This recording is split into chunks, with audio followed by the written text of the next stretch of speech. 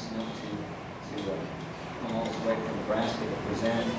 And I've been very lucky this afternoon to get to know Randy. We went and had lunch at Scotty's, and he's a great personality. I think you're going to be very impressed by the work that he presents.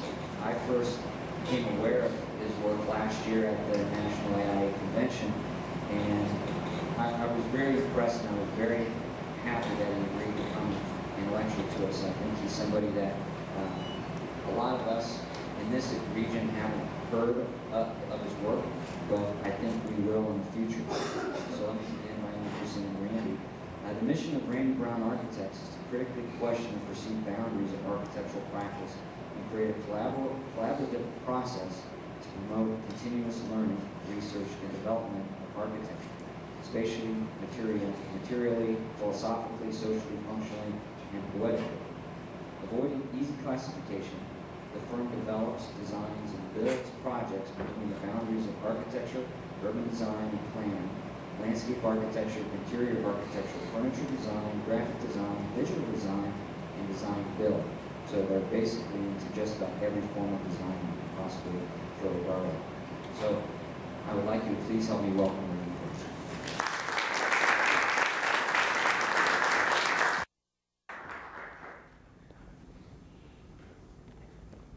Well, thank you, Jackson.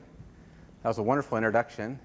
I want to thank Jeff up there for also picking me up at the airport last night and bringing me here. And thank you, Ball State, for inviting me today.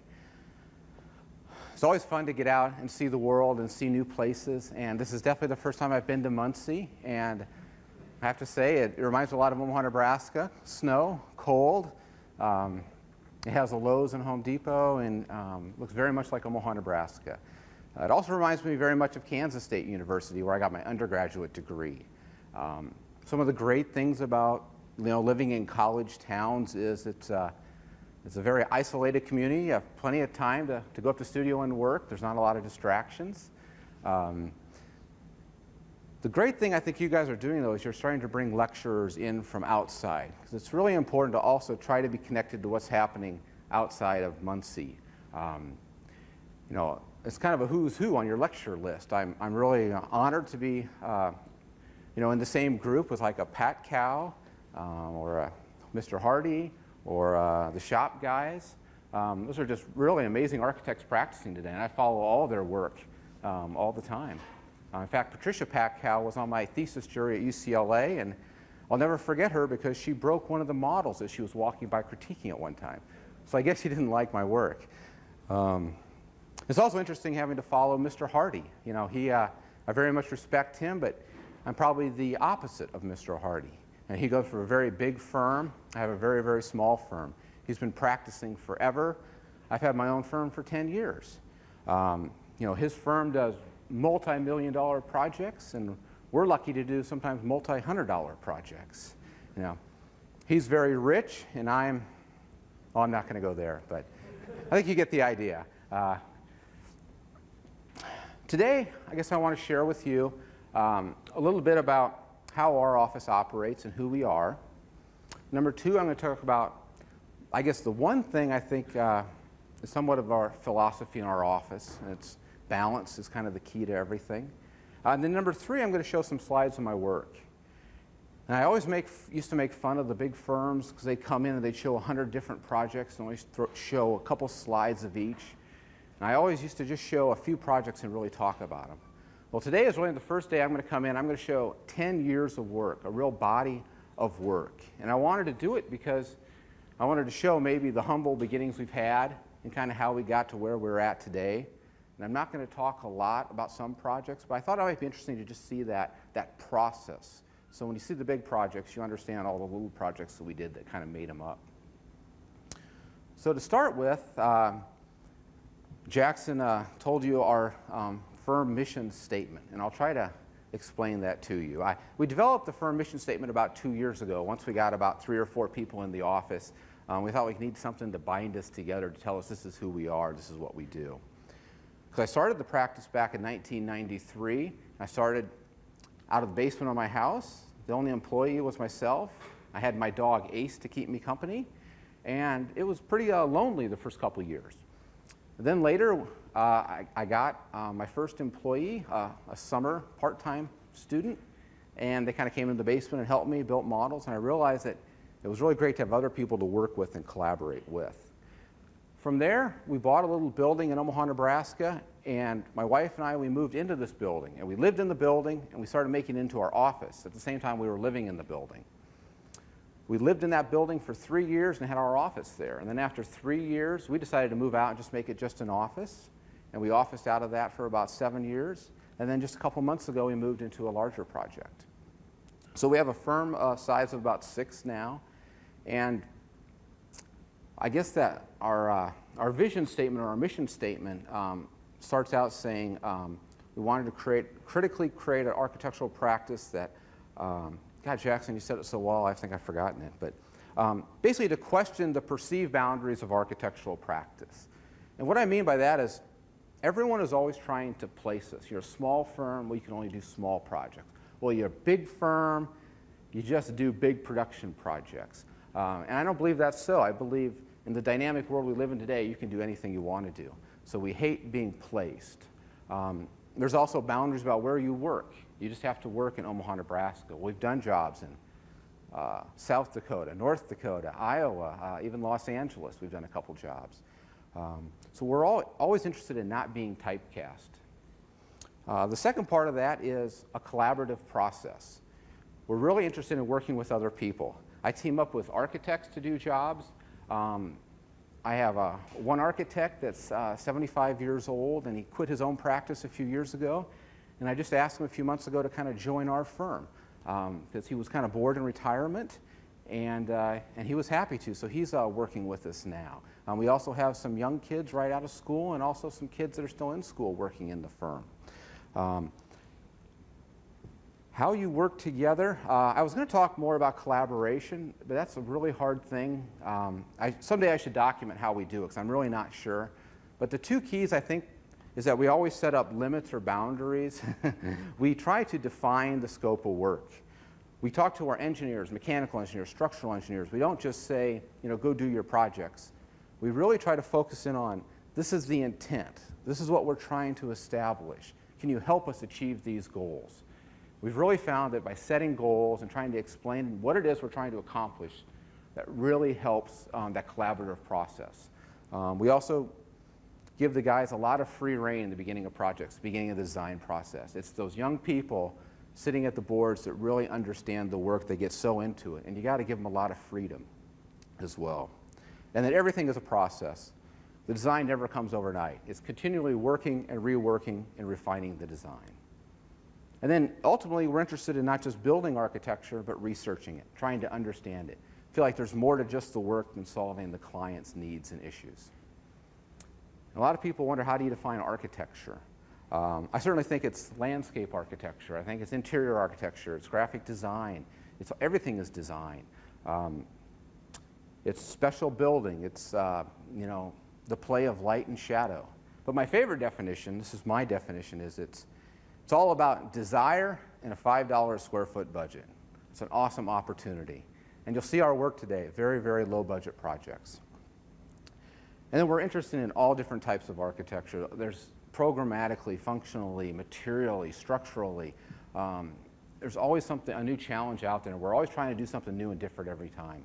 It gets stale when you become an expert. You do the same thing over and over again. We're trying to always stay amateurs, always be learning and growing and moving forward. So that's a little bit about our office. The driving philosophy has been we're always striving for balance in the office. You guys can probably relate to this, a balance between going to studio at night and also having a social life, right? You got to have that balance. There's a balance between how hard you work in the office and how much time you take off. One of the things I found the hardest to balance is you're running a business, running a practice. You got to make money. There's the business end of architecture. Then there's this design end of architecture. To do great design, you just got to work it and work it and work it and work it and work it. You never stop designing. But to make money in the business end, you want to get that thing cranked out, wrap out those construction drawings, get done ahead of the hours you have budget for the job, and make a profit.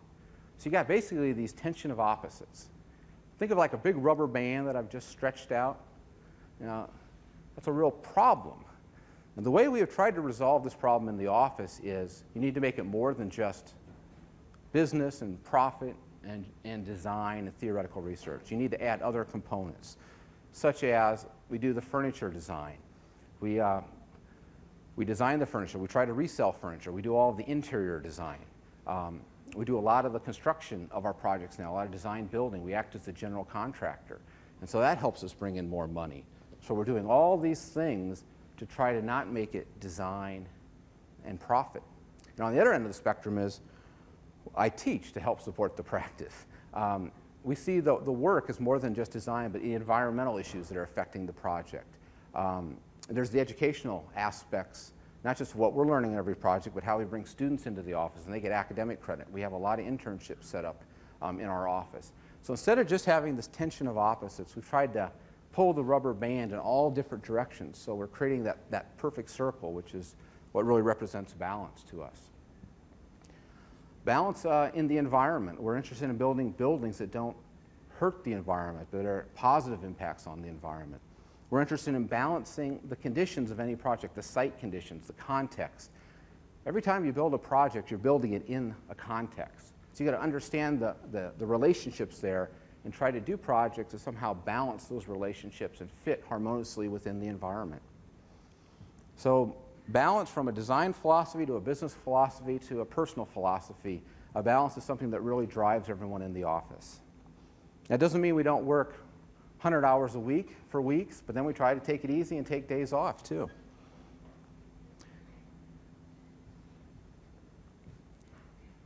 You also have to balance how much slides you're going to show and how much talking you're going to do.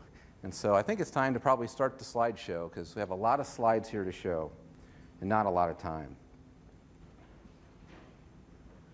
I'm born and raised in Omaha, Nebraska. A map on the left here shows the corn harvesting around the country. And you can see that Nebraska is kind of the corn capital there. There's an interesting context in which to work. It's very much like many other cities with suburbia and sprawl, and there's all these issues I think we can address with the work. My very first project, 1989, I was a student at Kansas State University. My mom decided to open a little gift store. She had a budget of $70,000.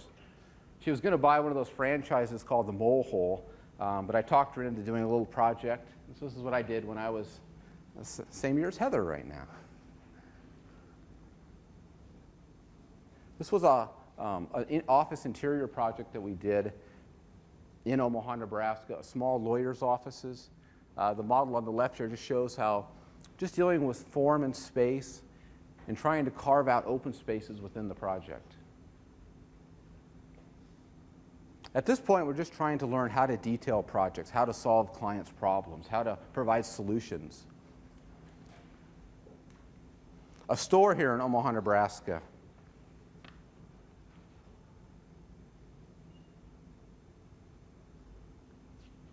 Very, very inexpensive materials, just trying to use them in interesting ways and using the architecture to help define circulation and also using the architecture to help sell the merchandise.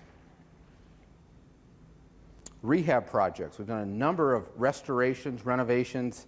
My feeling is architecture should save everything that's good that's there that can be saved. And in this case, we're really interested in contrast and inserting this new architectural language into the building to kind of get a lot of contrast between the new and the old, the light and the dark.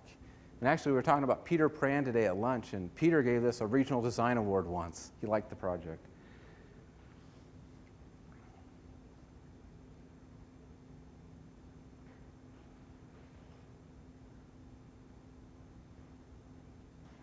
At this point, it was 1994, and we're just trying to learn the language of how you detail things, how you put things together, how you make connections, all of the codes. Just trying to get our feet wet at this point.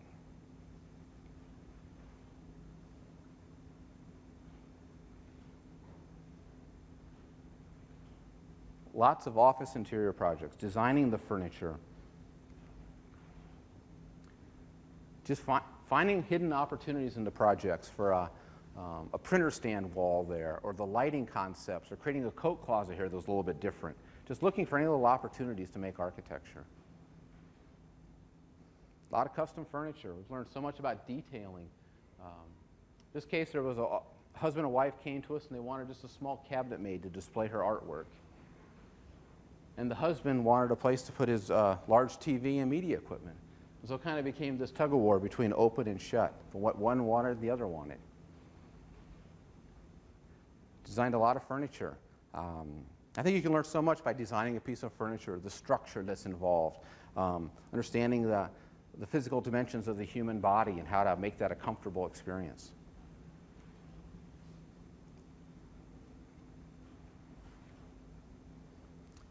This is the project that I think Jackson found out about us. It was our studio residence. Back in about 1993 in Omaha, I've been driving by this little old 1970s solar building. They wanted about $200,000 at the time for this building. I thought it'd be a perfect little office space. But I didn't have $200,000. So I made them an offer of $70,000. And they said, no, no, no, this is right across from the university. We're going to get at least $200,000 for this. So I was patient. I forgot about it. The signs kept changing. One real estate agent, then another real estate agent. 2 years later, I came back and I made an offer of $70,000. They accepted it. So the next week, we sold our house, and we just moved into the place, kind of as is. I liked it because it was a project that really, I thought, could express who we are and what we do. From the outside, we cleaned it up, we restored it, we retained its kind of 70s passive solar design. We thought it was a perfect fit. We wanted the building to be cut to the chase. So when clients walked in, it's basically, this is who we are, this is what we do. You either like it or you hate it, but you're not going to waste our time. Every time I've had a client say, well, you do other work, right? They turn out to never be clients in the end. It just doesn't work. So we inherited this space. We moved in, and I built a lot of the constructions myself. The idea was just to create this project that embodied everything that we are, everything that we do. The ideas of open space, of space that flows, structural ambiguity, the idea of creating a structure here, a loft space, and how it engages the existing context, how the natural light and the passive solar design was retained in the project. We really just cleaned up all the perimeter walls, painted it white, made it like a museum, and kind of inserted this three-dimensional sculpture into the space that functionally underneath it was the conference room and the dining table with stereo cabinets on the bottom floor, and then our catalogs and libraries along the back. There was an existing steel frame structure that we kind of hung the one end of the loft onto, and then we just had all this exposed structure came down. So it expressed, the process of construction, the process of making things, not having that finished look. And then upstairs was the loft where we had our closets, our dressers, and our bed. And things like the steel that was existing there and the X-bracing for the steel, that became the context and that kind of drove the design. In this case, the handrail for the stairs, the X-bracing just became that handrail.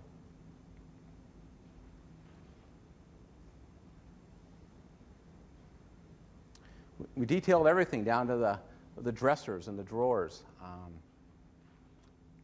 Because I realized architecture needs to be able to change. It's going to change over time. And so I designed it so that it could also be an office upstairs when we did decide to move out. And so all of those dressers were designed for file cabinet size. And I just plopped in the files, and it kind of went on to its next life as a building. And the Wall Street Journal came out and thought it was a really interesting building, and so they did a nice little story on us one day. And even just designing things like the closets.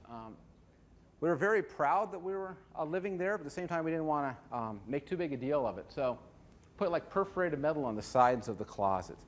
So if you look closely, you could look up right through and see the clothes, but hardly anybody noticed it. You can see the little clothes hanging up there in the picture on the left. Everything was a design project. Even down to the conference room table. We created this wall and this table that kind of slides in and out. One of the things we found is when you have a conference of just one-on-one, you don't want that big table that seats 8 people. So we shove the table through the wall, and it makes a nice little two-person table. You learn by doing things. I always wanted a stainless steel kitchen. Then I found out how hard it is to maintain it, to scratch it. But it becomes an experiment, and you learn from your experiments.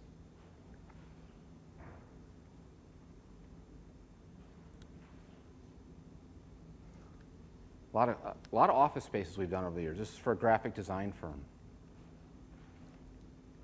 Hair salons.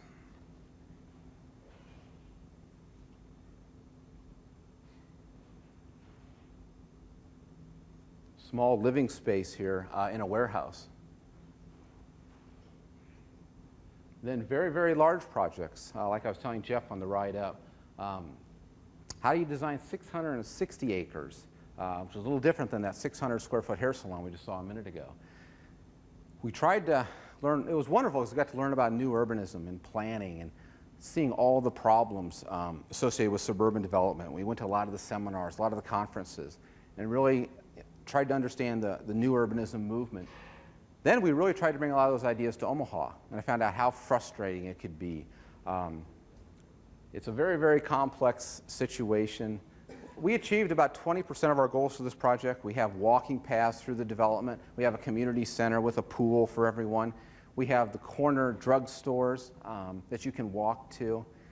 But as soon as we got into like density of housing or what the houses should look like or alleys behind, we ran into the home builders that really control the houses in which people live in today. And number two, the building departments and the planning codes and all these city rules that they don't want to have trash at the back, because how do you get those big garbage trucks through the alleys, or how do you plow the snow on twice as many streets? So it's definitely, it's going to take a lot of legwork and a lot more people trying before you try to get back to some of those new urbanism ideas. But it's worth shooting for, and I think with every project you try to push it further, push the home builders further, push the planning department further. And if I ever do it again, I'm going to start a home building business and build all the homes too, because you've got to have that total control. More office space. In this case, really experimenting with materials, trying to simplify the palette of materials that you use. Letting like the natural materials of glass be the color in the space and the natural woods. Lighting. This was kind of fun. Nebraska asked us to do a little exhibit down at Lincoln. And so this was back about 1997. I got 4 of the students I was working with at UNL. I said, let's make a structure. Let's make a space and really do something that expresses our work. We just did this for fun. We tried to create this exhibit structure so we could bring it up, take it down. But instead of just seeing projects on the wall, we created this space that you had to occupy with the body. You had to walk through it, and it became an experience. So we kind of invented a project for ourselves. Then there's projects that come to you.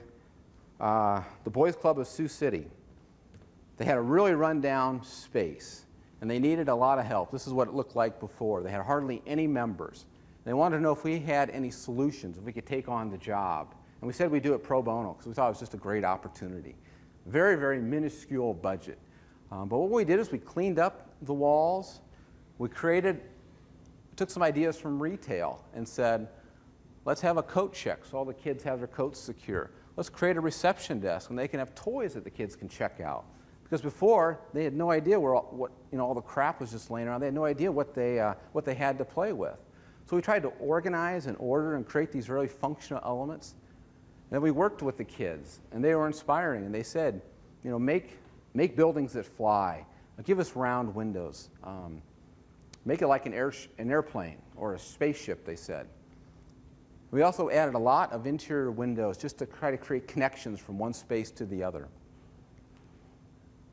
This was their educational room before. We took out the ceilings, cleaned up the walls, created a little bit of millwork. I did a few lighting tricks and created a really nice space. Same thing here with the pool hall.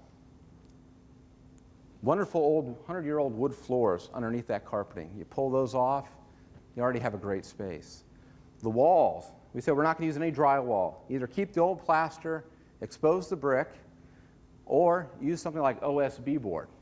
So we covered all the walls that had originally had drywall with OSB. And it's a wonderful material because the kids could run up the side of the walls and it didn't dent, didn't mark, and they could pin things to it. Then even in like the reception area, so we wanted to make the kids feel good about the project. So came up this little steel sculpture here and has the motto on the right, has the donor's name kind of on the left over there hidden. And then at the top we said we wanted to have 3 pictures of the kids every month and make it the youth of the month. We thought the architecture really needed to be, say this was their club, really make them feel a part of it. And the great summary of the story is once they got done with the renovations, they had 800, 900 kids were coming to this place. And it was amazing how it turned around. They got so much attendance, the newness of it all. And to this day, it's like 6, 7 years later, and that OSB is still standing and looks great. There's still lots of kids there. It's been a wonderful thing for the community, and it's something, you do architecture sometimes for that social reason. Architecture is a social art. Architecture is also about making things, the process of connections, details, joining pieces of material together. This was the offices of a general contractor. He came to us and he really liked our work. We had given him a couple projects to build, and so he said, I'm going to do a really small 1,600 square foot office space in a new warehouse, metal building, and he just asked us to design his offices. We had 2 weeks to design it and put out all the construction drawings, and he built it in the next month. Simple floor plan, conference room, photocopy area, reception desk, private functions in the back, and then the staircase up to a mezzanine that kind of wrapped around in a U shape. We were just inspired by the context of this metal shell and all of the red metal that was already there. So we kept using that red metal throughout, just polished up the concrete floors, and then kind of created these new structures within, these wood and plastic structures. Had no skylights and just a few windows, so we used a lot of metal to try to bounce light around within the space and tried to kind of peel the spaces apart so a lot of natural light was getting in. Everything was an experimentation here, using stained concrete on tables, throwing nails into the pores to get that rust to come out.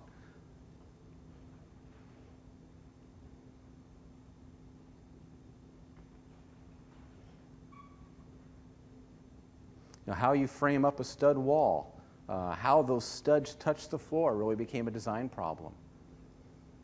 When I had the contract with John, the general contractor, he said, well, we can build it. We just kind of need your plans to build from, but we probably won't need you during the construction. Well, the funny thing was we spent about 120 hours designing the project. Then during construction, he kept calling us and kept calling us. Into the job, we got about 240 hours in. Because during that process of construction, we kept designing, we kept making more design decisions, and he kept calling us because they had questions, because he can't possibly draw everything. So it was wonderful how we got to be so involved throughout that whole design process. Very simple idea here of the space going up the middle. On the left is where all of the employees work, the project managers. On the right was the private office, John's office.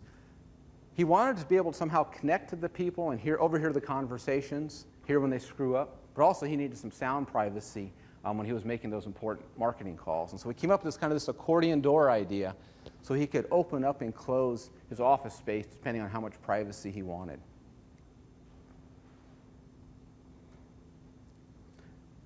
This is the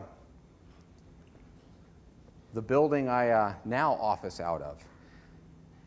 Again, it was another family connection. You got to have a lot of great breaks. And one of the things is cultivating relationships with people that are going to build things in the future.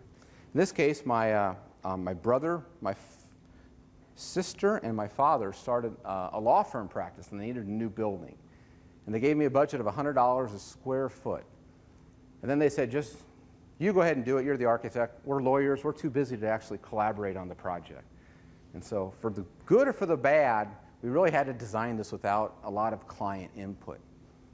And kind of the context in which we were building was this banal suburban office environment. these bands of brick, bands of glass, all the polished metals, trying to project monotony throughout the environment. You drive by these buildings, they all look the same.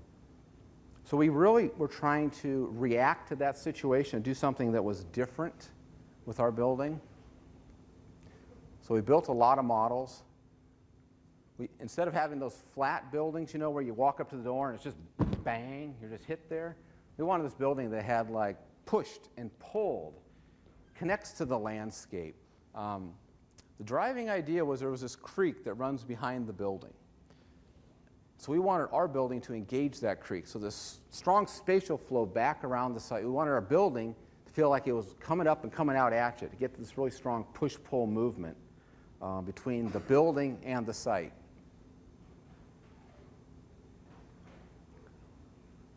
So everything became a design problem. How do you break this building apart? Instead of having those big, strong box forms, we wanted this building that was a real weakened form with all these openings, with all these crevices, with all these holes.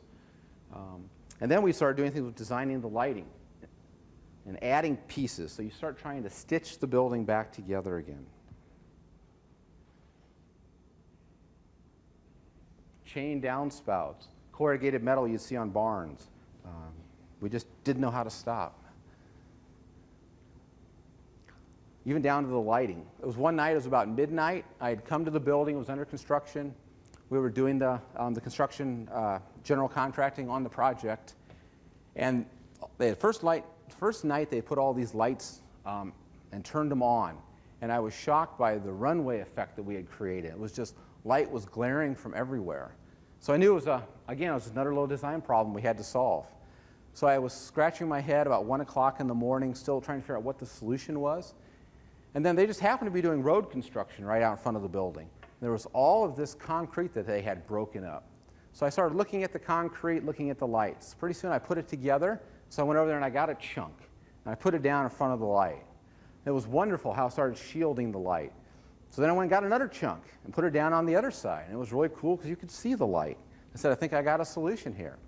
So then I got my truck, my SUV, and pulled up there. And all night, I pretty much loaded up rocks, set them down in front of the building, in front of the lights, turned them just right. And by morning, I had this solution to my lighting problem. And it was great because the guys from the city came to do the road construction that next day, and they noticed their pile had become much smaller. They thought someone else had done their work for them, and it was a win-win situation. But that's kind of our attitude is sometimes you got to stay up all night. There is a solution to every problem. You just got to look for it, and usually that solution is right in front of your nose. Inside spatially, we wanted to create this very dynamic open space that was continually changing as you walked through it. This two-story space became kind of the central circulation zone throughout the building. It also became the connecting space to the entire building. So every office is kind of connected to that main space. And we're doing things like pulling the materials from the outside to the inside, using these large areas of glass and skylights, so south-facing glazing and passive solar ideas, to create a space that's constantly changing when the light changes in the space.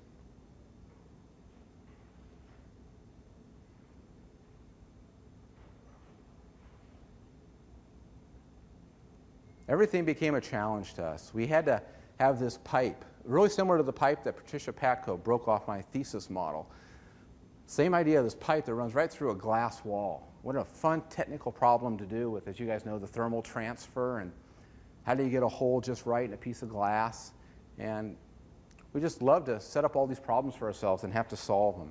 And we did it by creating a sleeve in between and putting one pipe on top of the sleeve with rubber gaskets and some insulation, then another pipe on the outside into the sleeve, bolted it on. And the glass installers loved that solution because they said, well, when somebody finally does do pull-ups on this bar and breaks a piece of glass, at least we can take the glass out and put a new piece in. So it'd be a good solution. So sometimes you got to think ahead being an architect too.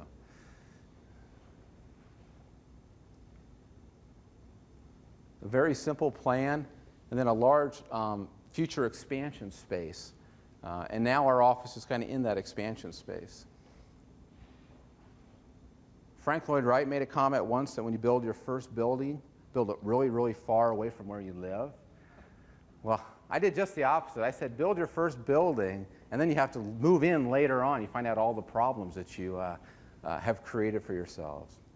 But overall, actually, it's been a really interesting experience to move to the building and get to experience it from the user's end. There aren't too many things I would change.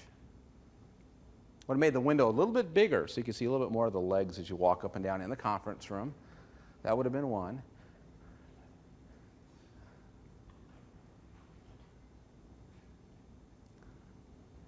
This was the conference room downstairs, kind of the terminus. I wanted to get to the back of this space and almost wonder if you were inside or outside of the building at this point, with the wonderful creek line behind, the golf course, the conference room there, and that door into the conference room. We just wanted to make a challenge for ourselves and created this sheet of glass that's 10 feet high and about 4 feet wide with an angle on it. And how do you create a structure to hold up that glass? How do you create pivots to actually hold that door in place?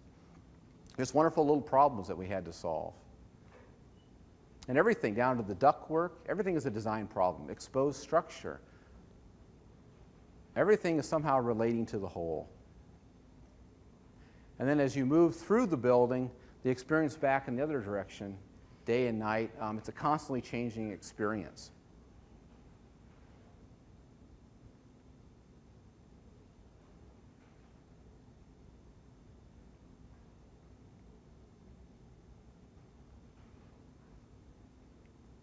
Small gallery space in Omaha, Nebraska. Went from a $1 million building down to about a $60,000 project here.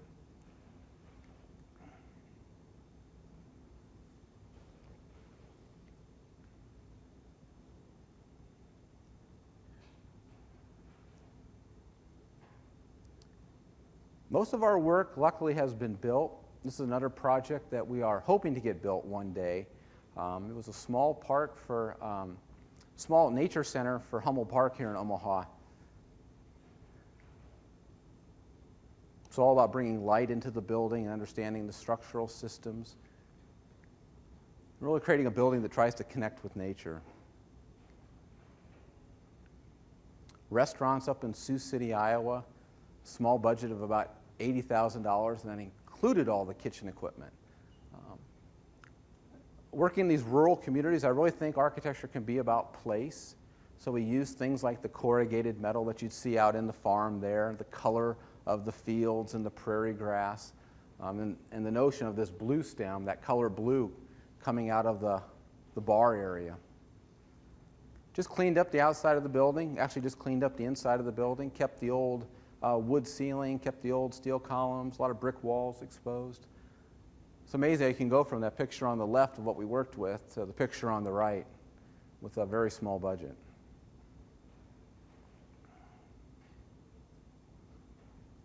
Just tried to take the space that was already there, that long, narrow space, and just stretch it a little bit farther, create the public side on one side of the wall and all the private functions on the other side of that metal cant wall, and use a few things like plumbing pipe to start defining smaller spaces within the project.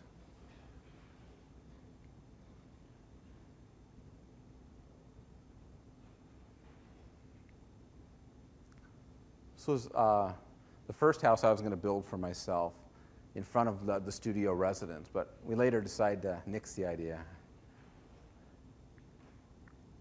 This is a project I'll talk about for a minute. This was about 1998, and these people are graphic designers. They make media, they make websites, and we were really feeling like design, architecture, it was being lost, and the people were just watching the screens, becoming a very two-dimensional experience. And we thought that at this point, we wanted to create an architecture that really engaged the body, create this graphic designer's office that was all about connecting to the space, connecting to the architecture, makes you touch it and feel it. Instead of that flat two-dimensional experience of the monitor screen, we wanted to create this three-dimensional architectural experience. With a very small project, an old building on historic 4th Street in Sioux City, Iowa, a whole series of little rooms. And we basically took out all the walls, took the plaster off the walls, and we found a really nice open space. We found old wood floors that were there that In the beginning, they never had all those little small walls in there. So those were a lot of constructions that had been added over time. We just kind of stripped it back to the beginning. We started thinking about architecture and how the body could touch the architecture through light switches, or how the body could move walls within the space to change it around, and how we could affect the natural light by designing our own screening devices, and those things would be manually operated. And you see things like buckets that kind of relate back to the rural environment. It got to look like this because we decided to build a lot of it ourselves. The project came in about $25,000 over budget, and they didn't have the money to spend to do it. So we said, well, let's look at all the numbers. We started breaking down all the costs. There was all these general contractors' fees, all these markup costs, and then there was huge millwork costs. You know, people didn't know how to make these walls that move. And the painter's cost was just huge. And so we kind of said, well, what if we painted out the space? We could probably do it in a weekend with the owner's help. What if we built all the millwork ourselves? We could build it in Omaha. You know, what if we came up and helped you did the demolition? By doing those three things, we were able to bring it down to where they needed to have the budget. And so this was our first time we officially started doing design build for ourselves, where we actually started manufacturing things in the office and then selling them to the clients.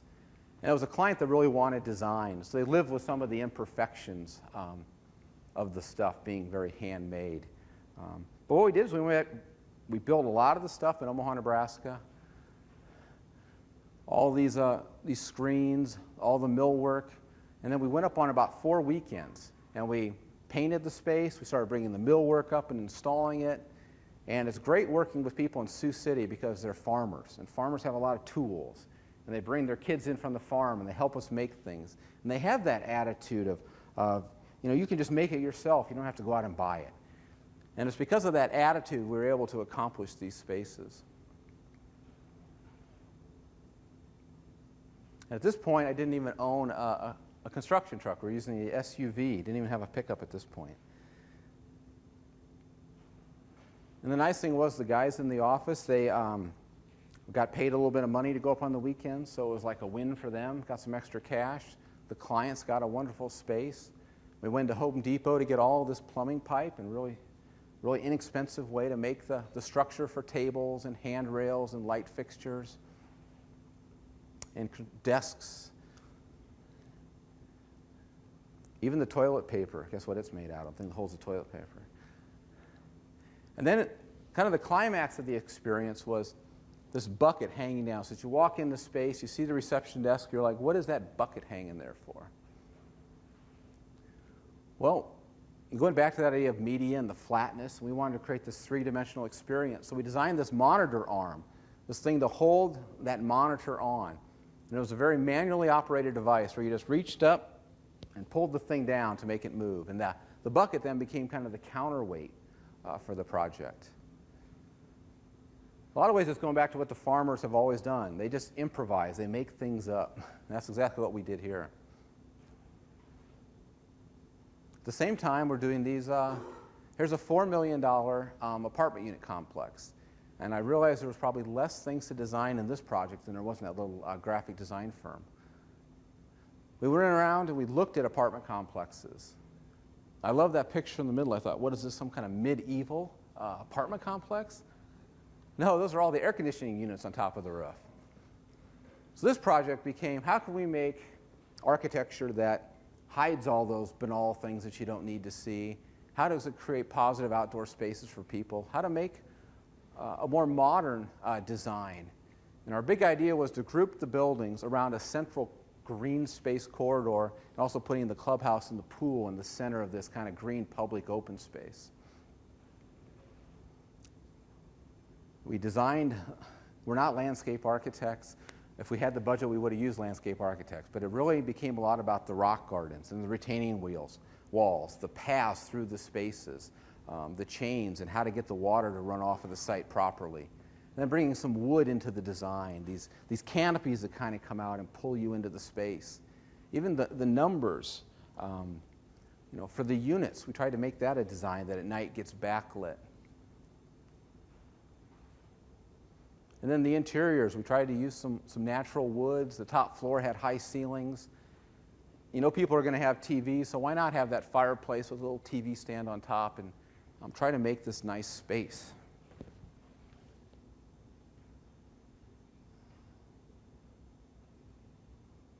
You know, you don't have a lot to design, so you design the decks. You give them a variety of open decks, enclosed decks. You design the downspouts. Whatever you can design, we did design.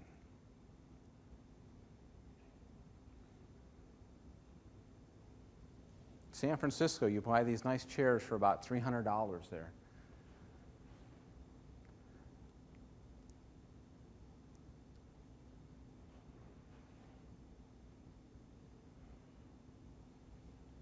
And then everyone in the office got to pose in the pictures as well, too, so they go down in history. So we got into design build so much, we had all these students sending us our resumes. We said, let's do something with this, with all these people who want to come work in our office. Let's make them build the projects. That way we can make more architecture, get more things built, and the students can have a great experience opportunity. This was a small interiors project.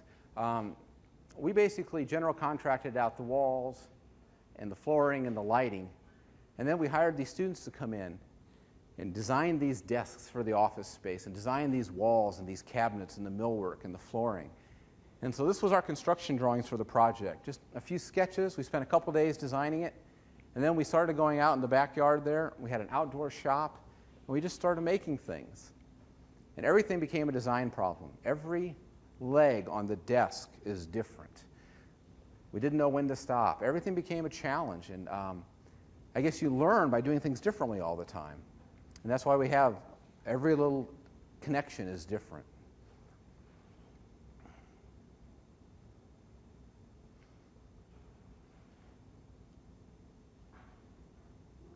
You know this quote. We really believe this project kind of represented that quote. From a design standpoint, we were just trying to create these desks that kind of captured the space, wound it up, sent it back, then turned it around and sent it back at you. Everything was designed. We didn't buy those metal partitions. You know, we built them.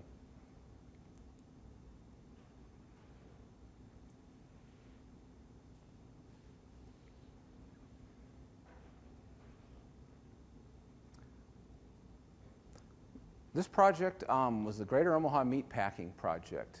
It won a Business Week Architectural Record Award back in 1997. And it was one of the few times a client actually had been to one of our earlier projects, that Living Green project with the black screen wall, the one Peter Pran liked. Well, the client said he wanted the exact same thing. He already had the shell of his building designed. He already had the plant designed. He just wanted us to do a little interior design. But we took it on because we thought, you know, we can do a lot of those same ideas. At the same time, we tried to educate him a little bit about our services and what is architecture. We went to their existing offices, and they were all these little cubicles, all these private offices. Everyone needed to know what everyone else was doing because they needed to communicate about how they, you know, if you're selling beef to China for $5 a carton, you're selling it to Israel, you got to be trying to get $6 a carton. So they needed to have this instantaneous dialogue and communication so they could sell the beef at the highest prices, but they were all split up in the office, all spread out. No one worked together. So we had one really simple idea, a big community table. Everyone sits around it, you do your work. Everyone has windows, they have skylights and natural light. We work on the glare, so you don't have glare on the computer screens, and just let everyone communicate with each other. A real simple idea, an old idea, and it worked pretty good because their sales just shot through the roof. And he really has attributed the design to really helping improve his business. So the great thing is, he's doing so well, he has to do an addition. And so he comes to us again and wants to know if we can do the interior design. And this time I said, no, we want to do the building too. We can do architecture as well. So he gave us this little problem of building a corporate office, a little jewel building that could be dropped down in between a warehouse and this very kind of banal building that we did not design. So we took it as a great challenge to try to work with the context and create a building that really changed what the outside looked like. We used the same language. We were very inspired here by the history of the site. It was originally the stockyards of Omaha. There was all these wonderful chutes and these walkways, catwalks above where people would walk, and we were inspired by the transparency and the history of the site. So we wanted to do this two-story space that reminded us of those catwalks and those experiences that people once had. Then there was the Cows on Parade, and of course the owner was doing pretty good, so he was able to buy one of those Cows on Parade from Chicago, if you remember those. So we inserted our little building, steel and glass, trying to get continuity of the same materials, and really tried to craft this interior space.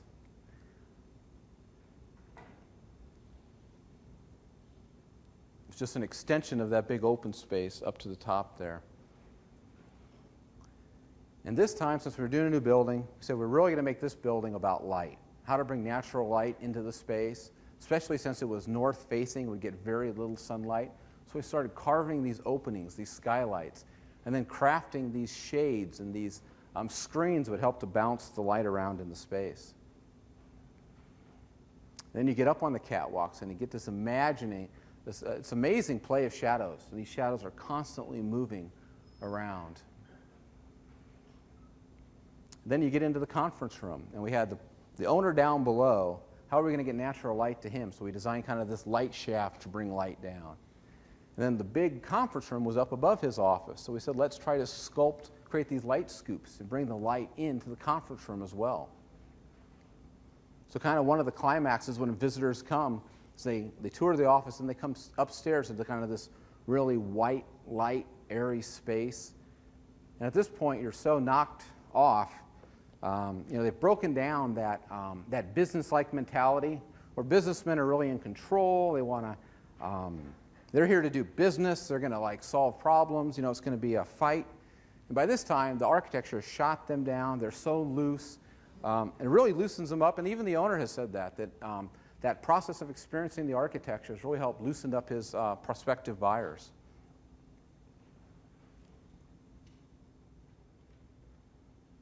And then we position the sculpture in just the right way, so it's like the stairway to heaven. The stairs become the stairway to heaven, and these are all the blades going right through. Now, we don't worry too much about symbolism. But there's such a craft to making buildings, and the craft that you put into how you build your models. How Heather's going to build a section model of her house, and she's going to understand every beam, every stud, every column within it. That's how you have to design architecture. You have to understand every piece that goes into it, and you first build in a model form before you build it in real life.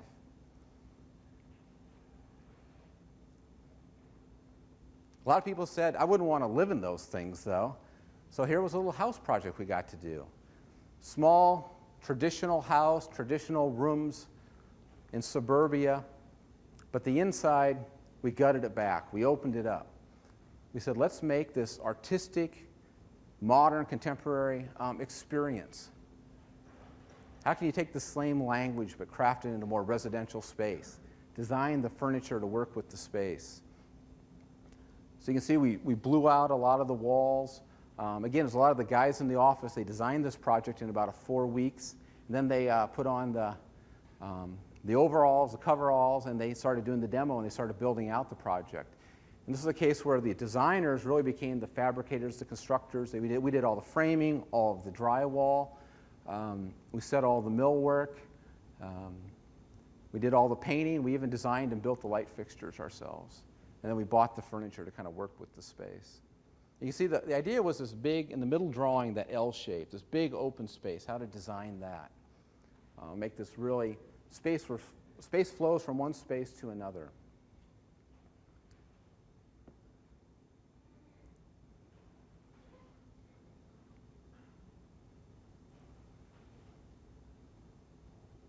And then details like the audio-visual center. These people, these big screen TVs, they sit in the room and they look terrible. So we cut a hole in the exterior wall, and we shoved that big screen TV right out the back of the house, right over the setback lines. And then we built this wood door that moves in front of it. And so when you don't need to have that big obnoxious thing there, you can just shut the door, and the fireplace becomes the focal point. more office space, more office space. But so you have to do it different every time. You got to keep pushing yourselves. You also have the existing context of these warehouse buildings and these old hoists that were hanging from the ceilings and the light fixtures that we reused. And you just kind of tried to make architecture that engaged those hoists, and the hoists became part of the architecture, just integrated into it.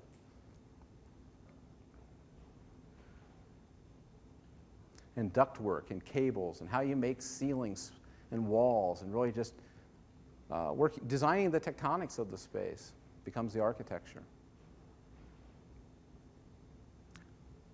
We were talking about Home Depot today at lunch a little bit, and I love Home Depot and I hate Home Depot. I love all the materials they have and the pricing, but I hate how they're selling these products. They're selling these spaces that you can go out and just buy your bathroom. So we wanted to do an anti-bathroom for my own farmhouse that I bought. For a year and a half, we didn't have a door to the bathroom. We didn't have a sink in the bathroom. And my wife was very patient. So we made it a little architectural project. We did a collaboration with a student over Christmas break. We said, here's about $700. We got about $400 worth of materials here. And let's build a wall, let's build a sink, and let's enclose this bathroom. And so a lot of the same investigations of light and push-pull effect, a sculptural object that also creates a continuity with the rest of the house, questioning those boundaries between what's the inside of the bathroom, what's the outside of the bathroom, making people question how do you get into the bathroom. And when you open it up, it's this puzzle that fits against the wall.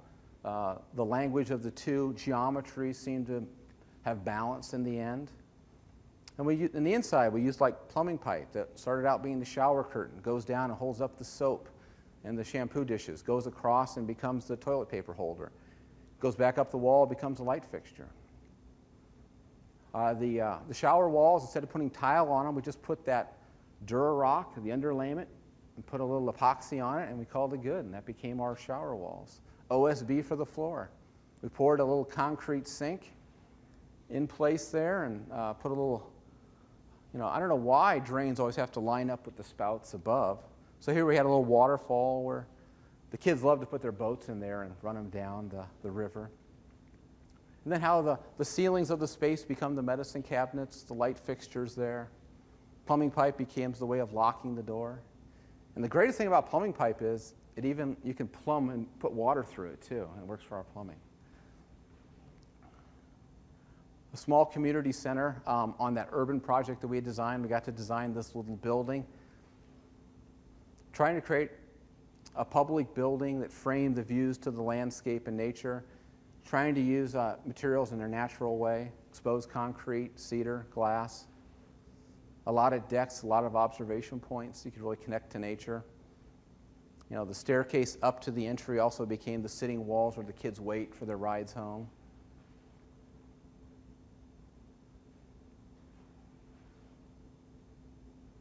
Connecting from above down to below, cutting holes in the floor, trying to create that continuity.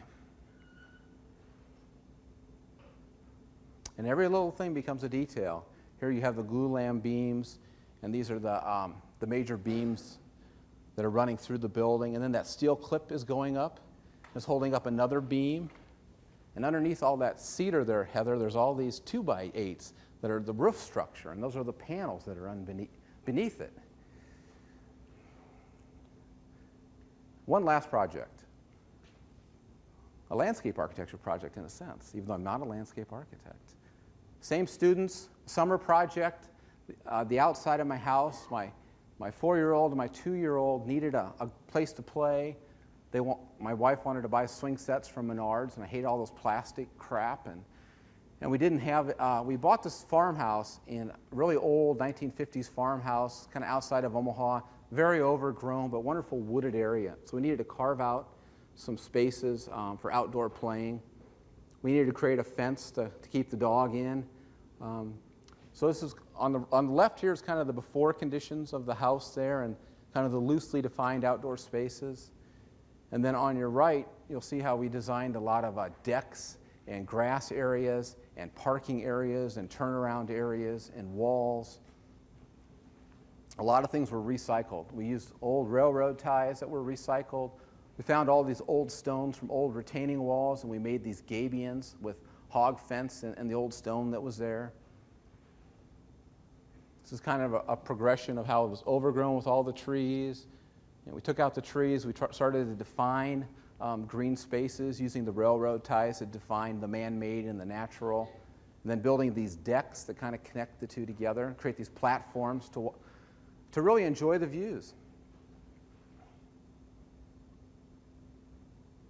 And then the fun part was to create this tree fort, the play structure. Wonderful trees we found in the forest. This big tree with 6 trunks there. And so how to create staircases that integrate with the trunks.